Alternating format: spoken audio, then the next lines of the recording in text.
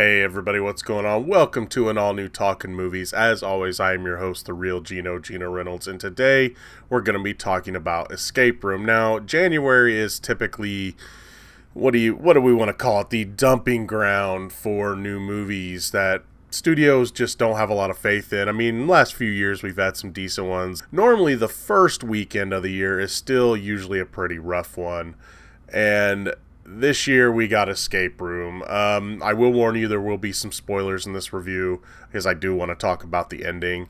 But for those that don't want it spoiled, I'll just tell you this. The movie's fine at first. In the end, it just kind of gets predictable and it falls apart. And then the sequel bait ending is pretty silly. So if you didn't want it spoiled, there you go. What this movie is about, it's about 6 different people that are all invited to play this escape room game. And all these people have their own personal demons and pasts.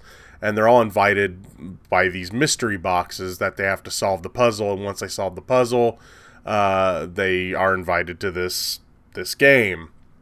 And they all show up. And if you've seen the trailer, you've seen the waiting room where all of a sudden the game just starts. They're not allowed to bring in their cell phones and things like that, even though one of the characters does sneak one in. And now, once the game starts, they soon realize after a couple of rooms that this game is real and someone's trying to kill them. The movie at first, I have to say, I was entertained by. I had hunches where I thought the movie was going to go, and my hunches were pretty much right. I mean, I thought it was going to be more of a personal villain, but instead it ends up being a kind of the group of rich people are wanting to play games with people's lives kind of thing, where people can bet on them. You've seen movies like this before. In a way, though, the movie, the way it was set up, the way the rooms were set up and everything, it kind of felt like a very PG-13 Saw. Again, the villain isn't personal. The villain technically ends up being kind of generic in a way. But just the way the games were set up where, you had a chance to survive, at least for all but one room. See, there has to be a winner in this game. But all of the rooms, everyone could have made it through except one. Which is, then they'd have to see, well, you survived this far, what would you do to survive, kind of thing. And that's where the movie started falling apart for me. But up until then, it was kind of fun. I mean, it was kind of neat, them just solving the puzzles and everything. But that's just it. The characters are pretty generic. You know who's going to be the hero. You know who's going to end up being a problem. You know who's going to die. And it just, the predictability of the movie kind of ruins it, knowing that one of them is the smart one and they're going to figure out, no, we're here to lose. Only one of us can win. So don't play by the rules. We need to break the rules and stuff like that. I mean, they do try to throw some misdirection at you here and there, like, one of the people are in on the game, kind of like if you think about Amanda in Saw in the second one, where she's working with Jigsaw. They kind of try to throw misdirection here and there, but the problem is only 3 of the characters are really set up at the beginning, where the rest of them, I mean, we learn about them as we go, and we learn about their personal demons and everything, but 3 of the characters are set up, so right away that those are the 3 that are going to be the main focus of the movie. So see, then when that happens, it's like, well, I know who's going to live, who's going to die, who's going to be the hero, who's going to be the villain, or at least a villain.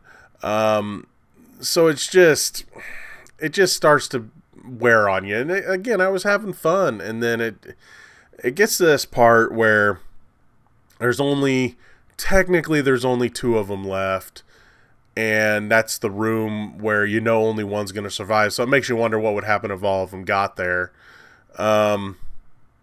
And this is when the movie gets weird because they do this thing with a drug and it starts playing with just filters. It was almost like that Truth or Dare movie where they would play with the filters on the screen, and it just seemed weird. And this movie did that too. And it just got, I mean, I know what they were trying to do. They were trying to show you this is what they're seeing. Because this room's got all sorts of just weird walls and big TV screen with the fuzzies on it. And I'm just sitting there going, is this really where the movie's going? And then, of course, you get to the end and it's like, yes, we're playing this game. And, you know, they have the betting and, you know, the people are always wanting more. And then two of the people survive, which, of course, goes against the rules of the game. But then at the end of the movie, we learn that, of course, the game goes on. And the main girl, she's wanting to track them down, and she's found out where they can track them down. So sequel bait time. They find where to track them down, and then you see an airplane of where you're supposed to think that it's them traveling there and something's going wrong, but you find out that it's a simulator, and then you learn that there's a man behind the curtain, ooh, and he's excited because this girl figured out his game, and he seems kind of excited. You basically just see a silhouette of like whoever the game master is, and he's like he's excited that he's got a real challenger. So they definitely sequel bait there, and I don't know if they're gonna get a sequel. Granted, the people that survive weren't really big names. There's really not a ton of big names in this. Deborah Ann Wool is in this, who's Karen Page from Daredevil. She doesn't survive. Tyler Levine's in this. He doesn't survive. But the rest of the people in the movie are just not real well-known people. So the ones that do survive, I could see them continuing on maybe a straight-to-video basis if they're really going to continue this, but is it going to get continued in the theaters? I mean, if it makes enough money, I guess. But does it need to? No. Again, while this movie was okay at first, it just kind of falls apart in the last act or so. It just kind of gets, again, predictable and unoriginal. And you've seen things like this before, and you've seen them done better.